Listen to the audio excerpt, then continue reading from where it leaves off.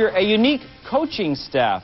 2 homegrown coaches, one of them John Paddock, and his assistant, Andy Murray. 5 dark blues, 5 light blues down here. Let's get a game going. Bill, you got a puck? My father played on the intermediate team in Souris, and I used to get on the ice with them after practices and before practices when I was 3 and 4. And like any other Canadian kid from a small town in the West in particular, we got a lot of ice time. And as soon as the ice was frozen on the river, we were out skating on the river. All right, we got lines of 2 here, or 2 guys going together. Other end, back to the blue line here, all right? Let's go. After playing through the Souris minor system, Murray played for the Brandon Bobcats. After graduation, while working for his father's car dealership, the call to coaching came from the Brandon Travelers Junior Club.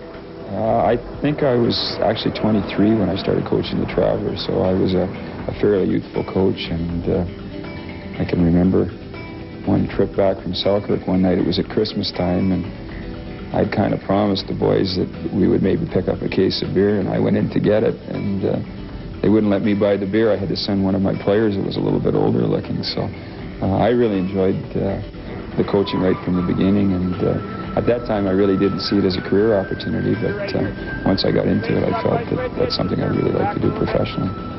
I'm going to give you the puck. I'm going to give Dean the puck. He's going to give it to you. You can't move until you get the puck, okay? Murray returned to the Bobcats as their head coach and led them to a #1 national ranking, which gained him a reputation in global coaching circles. The European content being such a part of the international game now, and I felt that going to Europe would be a great opportunity, and this agent was able to arrange a contract for me, and I went over to Switzerland on a 1-year leave of absence from my job at the university and my job at the dealership, and I ended up staying for 7 years. Dealing with the pressure in Switzerland where you're playing about a 30 or 36 game schedule, if you lose 1 or 2 games, it's a major catastrophe over there. So I had to deal with the pressures of management, with the media, and I think it was great preparation for coming back to North America and dealing with the situation here. They're saying that 5 of our 6 defensemen can't play, and that we've only got about 3 or 4 forwards that can play, and our goaltenders are brutal, and we need a new coach, we need new assistants, the GM's got to go. I mean, I think somebody said in the dressing, the key thing is for the team to stick together right now, stay behind each other, because I'll tell you, anybody that's been through situations like this, it only makes the good times better. Because these people in this city will be stroking us on the back and patting us on the back, and we get things rolling here. We're right on the verge right now with the kind of hockey we've played the last couple of games of really turning this thing.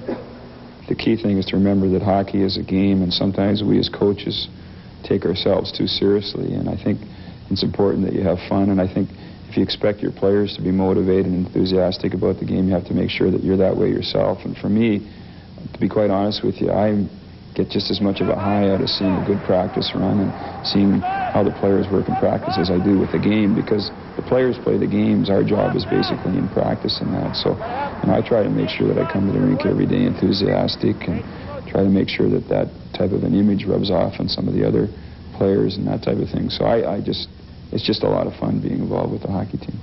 How'd you feel last night?